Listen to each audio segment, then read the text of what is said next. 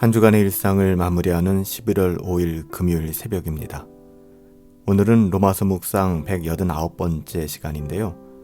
어제와 동일한 본문 로마서 14장 1절부터 4절까지의 말씀을 가지고 사람을 세우는 능력은 하나님께 있습니다 라는 제목으로 하나님의 말씀을 상고합니다. 로마서 14장 4절 말씀에 보면은 남의 하인을 비판하는 너는 누구냐? 그가 서 있는 것이나 넘어지는 것이 자기 주인에게 있음에 그가 세움을 받으리니 이는 그를 세우시는 권능이 누구에게 있다고요? 주께 있음이라 이렇게 고백하고 있습니다. 사도 바울은 신앙생활에 있어 본질적이지 않은 영역, 즉 아디오포라의 문제를 다루고 있는데요. 비본질적인 문제를 해결하는 방법에 대해서 이야기하고 있는 것이죠. 사도 바울이 제시한 첫 번째 해결책은 하나님께서 그를 받으셨음을 인정하라는 것입니다. 하나님이 받으셨다는 것이죠. 그래서 먹는 자는 먹지 않는 자를 업신여기지 말고 먹지 않는 자는 먹는 자를 비판하지 말라는 것입니다. 왜냐하면 이는 하나님께서 그를 받으셨음이라 이렇게 3절에 증언하고 있는 것이죠. 이제 사도 바울은 두 번째 해결책을 제시하는데요. 두 번째 해결책은 하나님께서 세우신다는 것입니다. 아무 걱정하지 마십시오. 하나님께서 세우실 것입니다.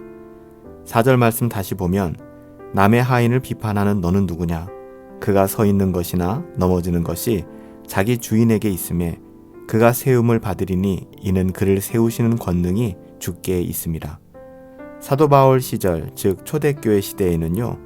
다른 사람의 하인, 남의 하인을 비판하는 것이 주제넘은 일로 그렇게 여겨졌습니다.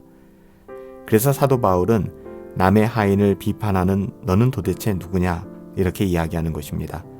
남의 하인을 비판하는 일은 주제넘은 일이라 하지 말아라 라고 이야기하는 것이죠. 사도 바울은 이 원리를 아디오포라의 문제로 적용해 나갑니다. 하인을 세우는 권한이 누구에게 있다고요? 다름 아닌 그 주인에게 있다는 것이죠. 자녀를 세우는 권한이 부모에게 있는 것처럼 말입니다.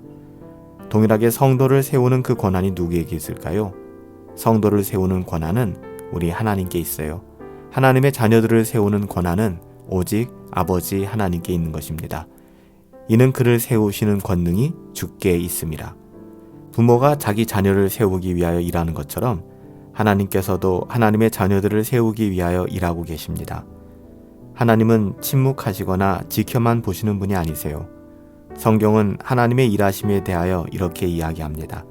에베소서 1장 19절 말씀에 보면 그의 심의 위력으로 역사하심을 따라 믿는 우리에게 베푸신 능력의 지극히 크심이 어떠한 것을 너희로 알게 하시기를 구하노라. 이렇게 사도 바울이 에베소 교회에 증언하고 있죠. 또한 빌립보서 1장 6절에 보면 너희 안에 착한 일을 시작하신 이가 그리스도 예수의 날까지 이루실 줄을 우리가 확신하노라. 하나님은 강력한 힘으로 지금도 일하고 계십니다. 여러분 걱정하지 마세요. 우리의 어떠함이 아니에요. 하나님이 행하십니다. 하나님께서는 하나님 자녀 안에서 지금도 착한 일을 하고 계십니다. 하나님은 강력한 힘으로 일하시고 계십니다. 지금도 말이죠. 하나님은 성도들 안에서 착한 일을 하고 계세요.